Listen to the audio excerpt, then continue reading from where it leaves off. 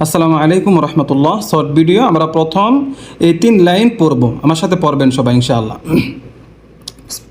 صاد لام حا با صاد لام خا لام صاد عين نون كاف لام عين نون شين فا عين تا جيم دال فتاحة نون عين تا يا صاد لام خابرا كاف سين با سين عين دال يا سين را نون فا سين طا لام با মিম ত র হা বা ত।